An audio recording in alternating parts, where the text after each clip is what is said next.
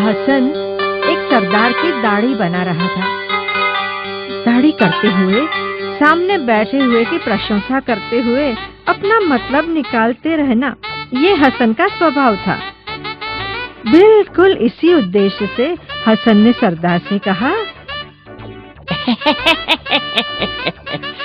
ऐसी दाढ़ी बनाता हूँ इस बार कि खुद शेर खान का भी मिजाज उतर जाएगा।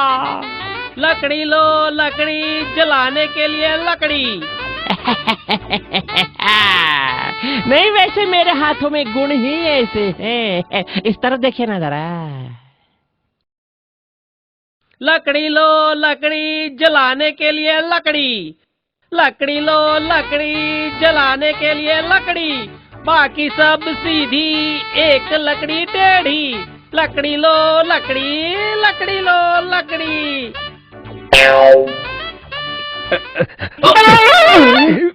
ये क्या हसन? यही गुण है क्या तेरे हाथों का? ऐसे हर बार थोड़े ही होता है। क्या है कि वो गंगाराम है ना, पहाड़ी बस्ती वाला, वो आया है लकड़ियाँ बेचने के लिए। उसके ऐसी अजीब सी गंदी आवाज के कारण हाथ जरा सा फिसल गया। आप रुकिए जरा, मैं उसे अभी देख के आता हूँ। अरे पर ऐसा करने से मेरी कटी हुई मूछ थोड़ा ही वापस आ जाएगी। अब ये बची हुई भी काट दे। हसन सरदार की बची हुई मूछ काटकर लकड़ी बेचने वाले गंगाराम से निपटने के लिए बाहर आया और बोला, क्यों भाई गंगाराम, इस गधे पर रखी हुई लकड़ी के कितने पैसे लोगे? क्या खान साहब, आपसे मैं क्या मोल करूंगा? आप खुद ही तय कीजिए और दे दीजिए। अरे नहीं नहीं, ऐसा नहीं रे भाई। अरे इस गधे पर रखी हुई लकड़ी की कुछ तो कीमत तुम्हारे मन में होगी ही ना। अरे व्यवहार में ऐसी बात तो होती ही है। बोल कितने दूं, साफ साफ बोलो। ऐसी बात है? ऐसी बात है तो मैं हर वक्त इन लकड़ियों के लिए 5 मोहरे लेता हूँ। हाँ, ये लो 5 मोहरे, और उस गधे पर रखी हुई सभी लकड़ियाँ निकाल कर उस कोने में रखो। खान साहब, जलाने की लकड़ियों में गद्दे की लकड़ियाँ नहीं आती हैं। और मैंने तो तुम्हें तुम्हारे गधे की पीठ पर रखी हुई सभी लकड़ियों की कीमत पूछी थी, और तुमने कीमत मांगी, वो मैंने तुम्हें दी भी है। पर खान साहब, हमारे धंधे में लकड़ी के साथ गद्दे की लकड़ी नहीं देते हैं। मैं वो कुछ नहीं जानता गंगाराम, मैंने तुमसे गधे की पीठ पर रखी हुई सभी लकड़ियाँ मांगी थी। अब वो तुम्हारी गद्दी लकड़ी की है, इसे मैं क्या करूँ? देखो, तुमने वचन दिया है, उसका पालन करना ही होगा। अरे पर मेरा और मेरे बच्चों का पेट उसी से तो भरता है सरकार। मेरा गद्दा चला गया तो मैं क्या करूँगा? गद्दी गई तो तुम हो ना गधे, चलते रहना सर पर लकड़ियाँ लिए। ऐसा मत कीजिए मालिक, भूखे रहने की बारी आएगी हमारी। देखो गंगू, तुम अच्छी तरह जानते हो कि मैं बादशाह का खानदानी नाई हूँ। ये प्रकरण उन तक पहुँचा तो तुम्हारी गधी तो क्या, गधा भी वापस मिलेगा नहीं। हाँ? हसन के सामने अपनी एक भी नहीं चलेगी, ऐसा सोचकर गंगाराम ने लकड़ी के बक्से के साथ सारे लकड़ियां कोने में डाल दी और वो हसन को मन ही मन श्राप देता हुआ घर चला गया। गंगाराम बहुत ही बेचैन था। ललाट पर झुर्रियां बनाते हुए और हाथ की मुठ बंद करते हुए इधर उधर चक्कर काटते हुए वो अपने आप से कुछ बड़बड़ा रहा था।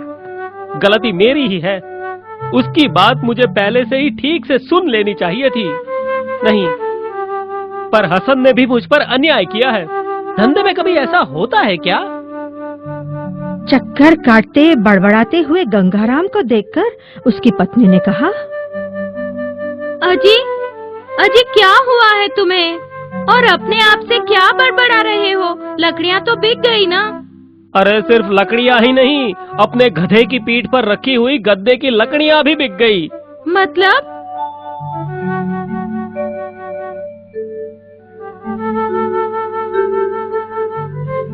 गंगाराम ने सारी बात अपनी पत्नी को बताई। तब उसने परेशान होकर कहा, अरे भगवान, ये तो घोर अन्याय है। तुम बादशाह के दरबार में जाकर फरियाद करो। फरियाद कैसे करूं मैं? वो हसन बादशाह का खानदानी नाई। एक बार बादशाह अपनी तरफदारी में निर्णय दे भी दे, पर कल उस नाई ने अपना जीना हराम कर दिया तो? हे भगवान, अगर ऐसा ही है तो तुम बीरबल से मिलो।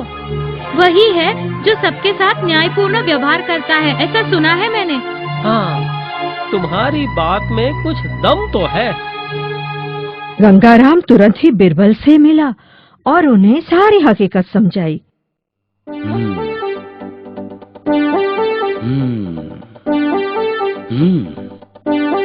ऐसा हुआ क्या? गंगाराम, तुम चिंता मत करो। अब सिर्फ मैं जैसा बताता हूँ वैसा ही करो। सुनो, उसको ये बताना है। हाँ, समझे? जी जी।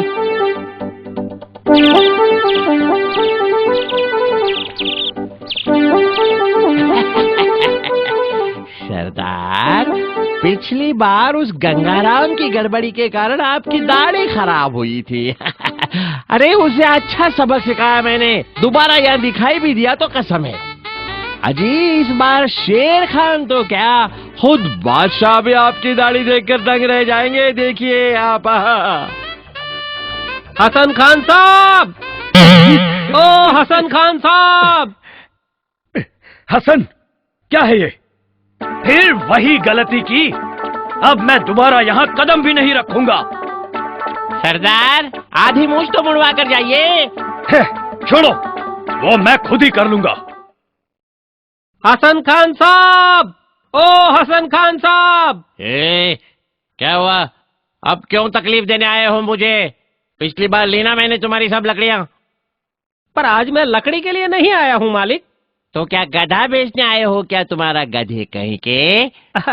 हसन साहब, पिछली बार जो कुछ भी हुआ उसमें मेरी ही गलती थी। अब बीती बातें भूल जाएं। मुद्दे की बात करो। मेरा एक मित्र है।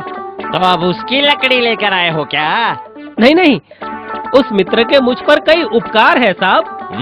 अरे उसी के कारण तो मैं, मेरी घरवाली और बच्चे जी रहे हैं। मुद्दे की बात कर रहे गंगा। देखिए, उस मित्र की दाढ़ी आप बनाए ऐसी मेरी इच्छा है। अरे वाह भाई वाह गंगाराम, हाँ तुम्हारी इच्छा जैसे खुद बादशाह की इच्छा हो, इस तरह बता रहे हो तुम मुझे। अरे 2 कौड़ी का लकड़ी बेचने वाला तू और मैं बादशाह का खानदानी नाई, तुम्हारे मित्र की दाढ़ी मैं क्यों बनाऊंगा? चलो निकलो यहाँ से, चल। मेरे मित्र की ऐसी खास बात है। यानी क्या? अरे जो कोई भी उसकी संगत में आता है उसका तो नसीब ही खुल जाता है भाई।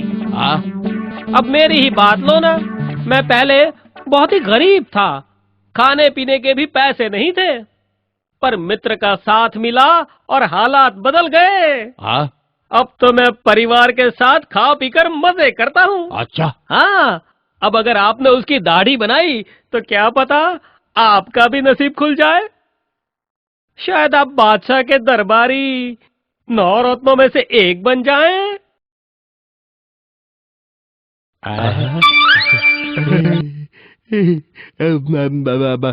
ठीक है ठीक है, चलता हूँ, पर अब 20 मोहर से एक कम नहीं लूंगा मैं गंगा। हाँ, पैसे इसी वक्त ले लीजिए खान साहब। पैसे देने के बाद गंगाराम हसन को अपने घर ले आया। दाढ़ी बनाने की सारी तैयारी करने के बाद हसन बोला, गंगा चल बुला लो अपने दोस्त को। वो तो आपके सामने ही खड़ा है, हो जाओ शुरू। अरे अरे गंगा, यहाँ तो कोई भी नहीं दिखाई देता है। कोई नहीं कैसे? ये क्या, ये गधा तो आपके सामने ही खड़ा है। ये गधा है तो क्या हुआ, बहुत होशियार है। हाँ, आप जैसा ही बिल्कुल परेशान नहीं करेगा। गधा? हाँ गधा, यही तो मेरा बहुत प्यारा मित्र है और उसी की दाढ़ी बनाने आप यहाँ आए हैं। चलो शुरू हो जाओ। गधे की दाढ़ी और मैं? ऐसा क्या बोल रहे हैं हसन साहब? अभी कुछ ही देर पहले आपने इसकी यानी मेरे मित्र की दाढ़ी बनाएंगे ऐसा कबूल किया था। और इसके पैसे भी आपने लिए हैं।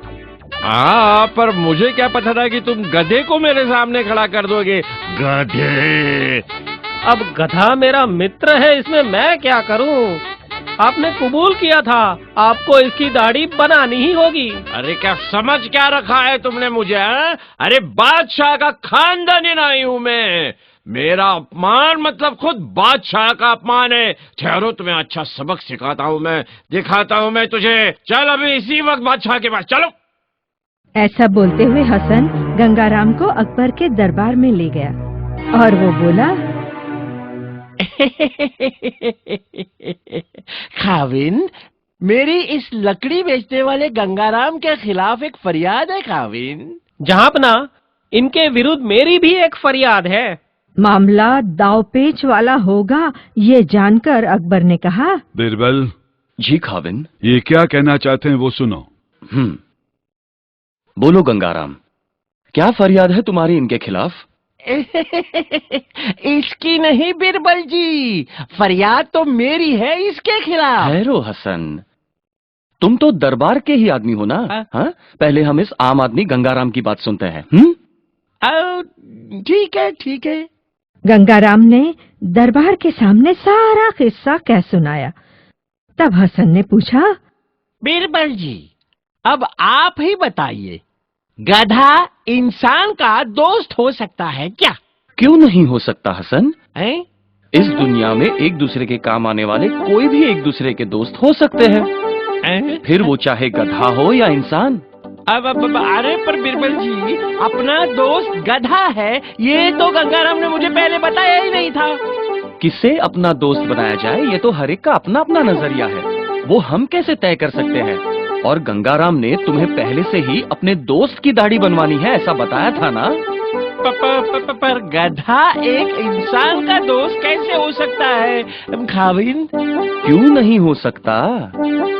अगर गधे की पीठ पर रखा हुआ गद्दा जलाने की लकड़ियों में शामिल हो सकता है, तो गधा भी इंसान का दोस्त हो सकता है। सच है ना? बीरबल की ये बात सुनकर हसन चौंक गया। बीरबल और गंगाराम की चाल उसके समझ में आ गई। नर्म होते हुए उसने कहा, मुझसे गलती हो गई जहांपना, मुझे माफ कर दीजिए। मैंने गंगाराम पर अन्याय किया है। मैं उसकी लकड़ी की गद्दी वापस लौटाने के लिए तैयार हूँ।